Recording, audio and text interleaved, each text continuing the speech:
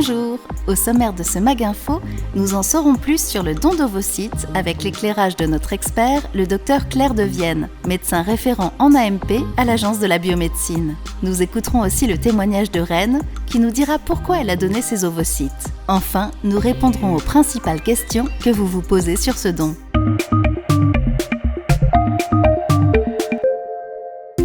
En 2021, près de 900 femmes ont fait un don d'ovocytes.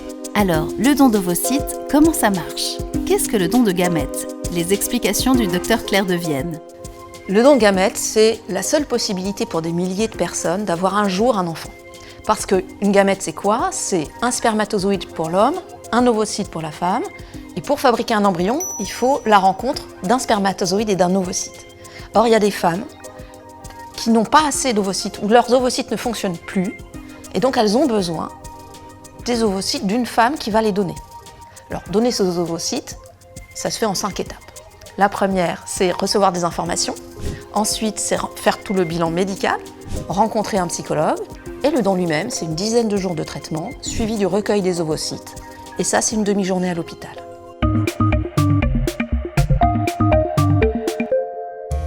Reine est une jeune maman d'un petit garçon. Elle a récemment donné ses ovocytes. Elle nous explique les raisons qui l'ont conduit à effectuer ce geste solidaire. J'ai été sensibilisée au don suite à mon rendez-vous que j'ai eu à l'hôpital quand j'étais enceinte. Donc j'ai vu une affiche avec des personnes afrodescendantes.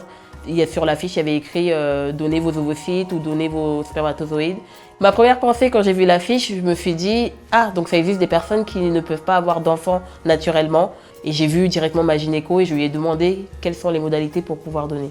Donc après la stimulation ovarienne, la ponction s'est très bien passée. J'ai pu sortir le jour même. J'ai pas eu de complications justement.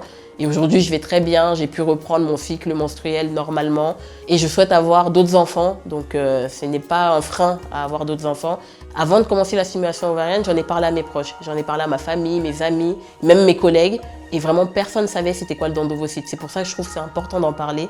Et j'ai pu justement les éduquer, entre guillemets, pour qu'ils sachent c'est quoi le don d'ovocytes. Et j'ai 2 amis qui ont justement décidé, suite à mon don, à se lancer dans l'aventure de donneuse d'ovocytes. En conclusion, j'aimerais dire aux personnes de ma communauté qu'il faut en parler. On n'est pas forcément pour ou contre le don, c'est pas ça la question, il faut juste échanger là-dessus. Mais encore plus quand j'ai su qu'il y avait des afrodescendantes et des asiatiques qui attendaient beaucoup plus que les autres pour avoir un don d'ovocytes. Donc je me suis dit pourquoi pas me lancer, il faut en parler et découvrir que d'autres personnes peuvent être dans le besoin, c'est comme le don du sang ou d'autres dons. Il faut penser aux autres.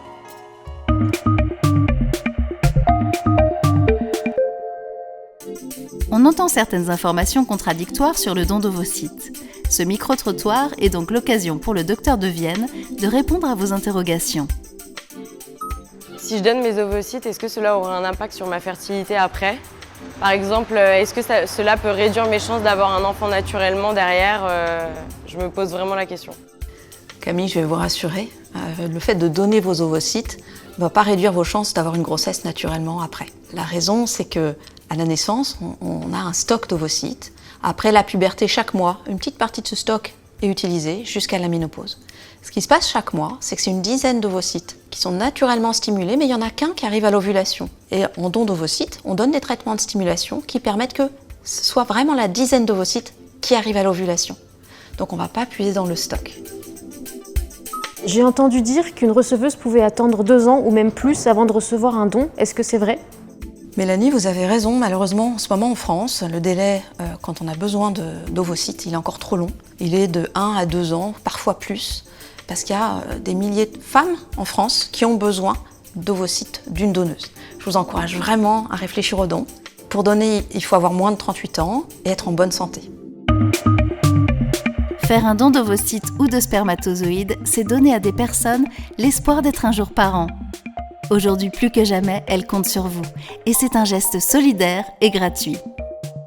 Rendez-vous sur dondovocytes.fr et dondespermatozoïdes.fr.